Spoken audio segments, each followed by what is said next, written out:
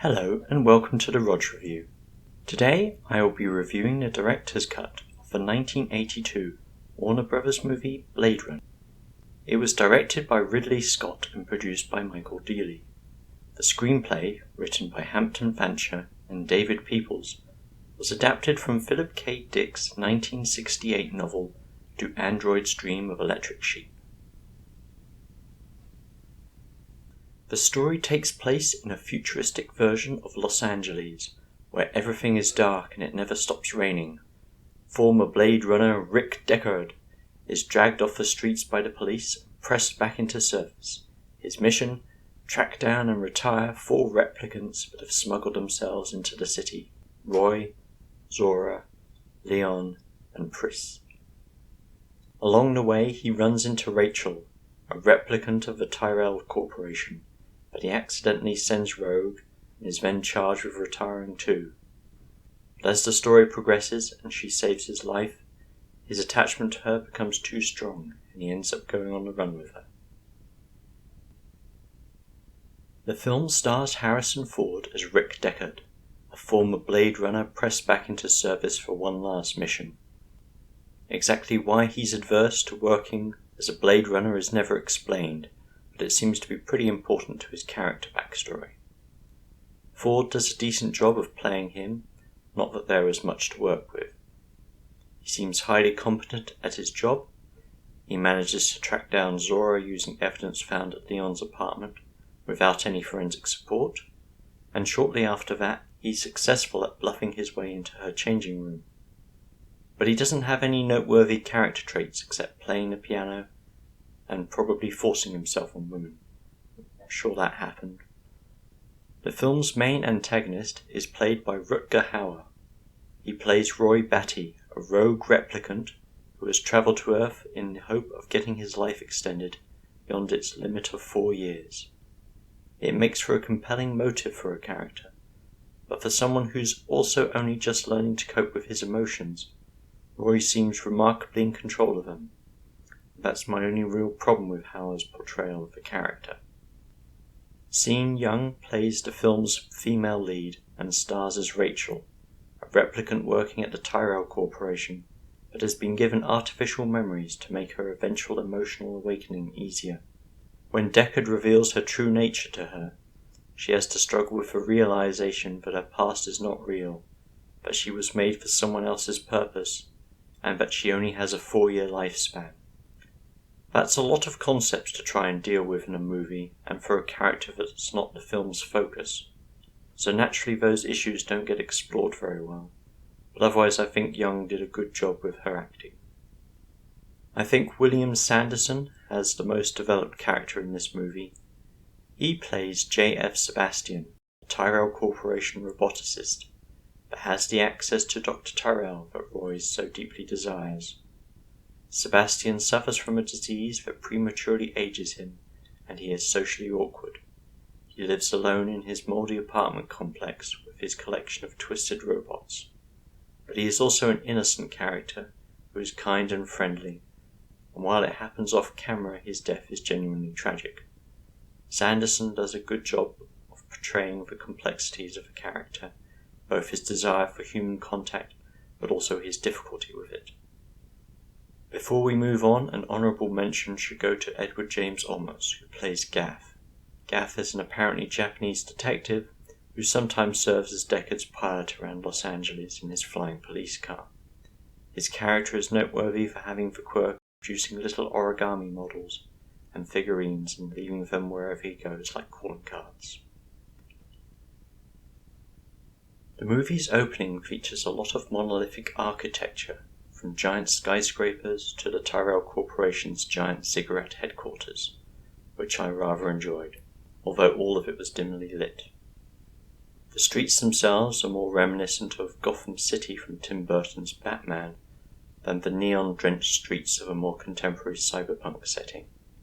Dank, crumbling and abandoned architecture appears throughout the movie, from the police station to Sebastian's apartment building.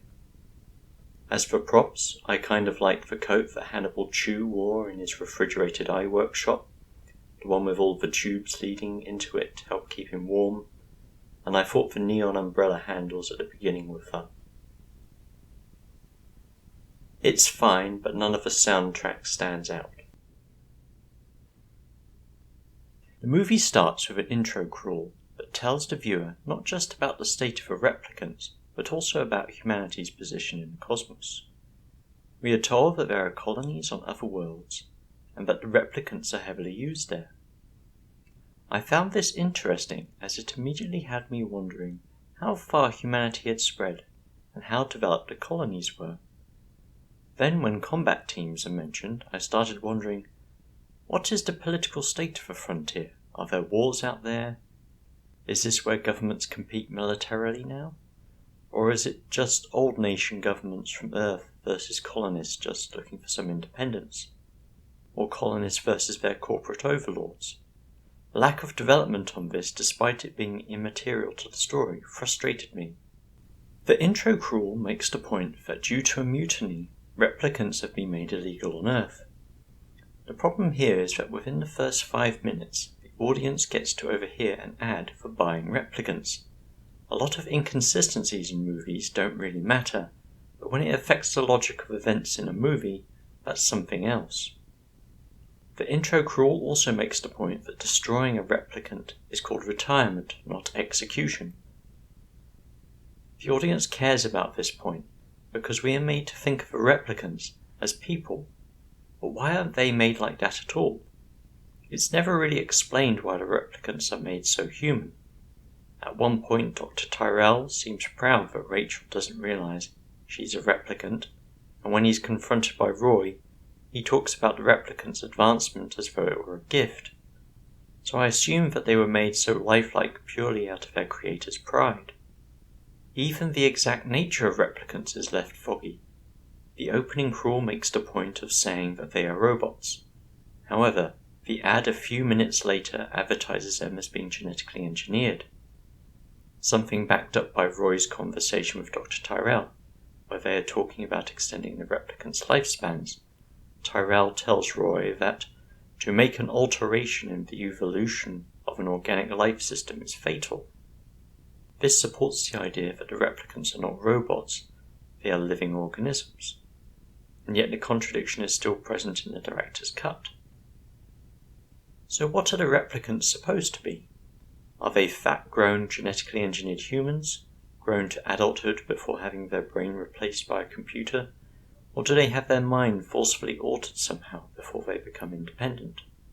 Or are they built from individual organic components, as seems to be suggested by Roy and Leon's interaction with Hannibal Chew? There is never another indication that they were built from separate components, so that doesn't seem likely. At any rate, Roy's conversation with Dr. Tyrell indicates that they are dependent on their genetic code. Getting back to the ad, the replicants are advertised directly to people for personal use. This suggests that the price tag for a replicant is affordable to the average worker, maybe being equivalent to a flashy car or less. This raises the question as to why don't we see them throughout the movie in service roles, either commercially or personally. Moving on to something else, I enjoyed the Voigt camp interviews. They made for a cunning test of a replicant's emotional and real-world naivete when confronted with weird and utterly unfamiliar situations.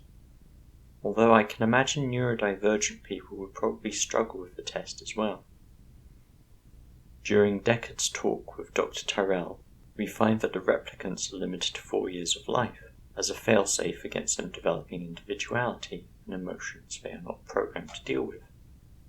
But the 4 replicants are surprisingly focused given that they are only just developing their emotions, personalities and impulses that go with them.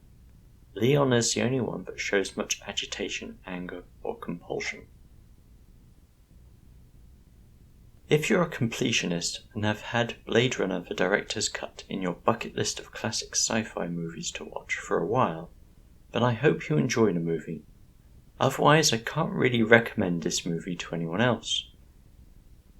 The opening text is very confusing. It talks about events that happened in the early 21st century and then starts in 2019.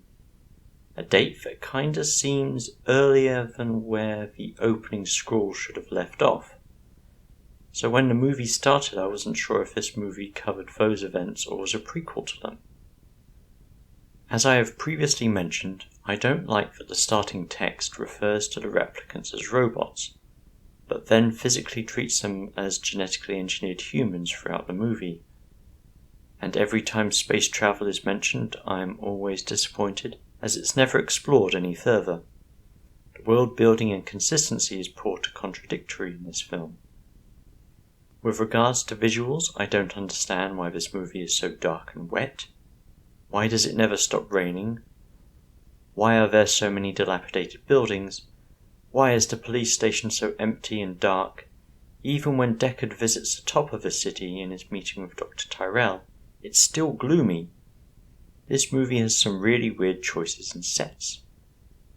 Given the reputation Blade Runner has, I thought it would have been a deep dive into exploring how you know you are real.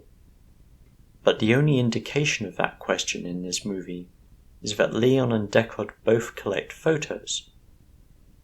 Lastly, being a director's cut, I would have expected that after more editing and extra content being added to flesh out ideas, some of the glaring problems would have been ironed out, but they haven't.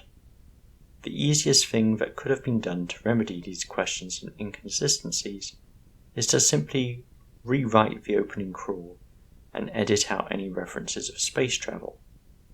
Today, the concept of artificial beings made in humanity's image and being used as slave labour is pretty common in science fiction, but in the early 1980s there weren't 9 sci-fi movies released each year, or a dozen different sci-fi shows on at the same time.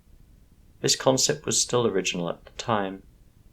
However, nearly 40 years later, the concept is generic, not thought-provoking. I think Blade Runner probably did a lot for its audience and genre back in its day, but it hasn't aged well. Anyway, thank you for watching. I hope you have found it informative and maybe entertaining.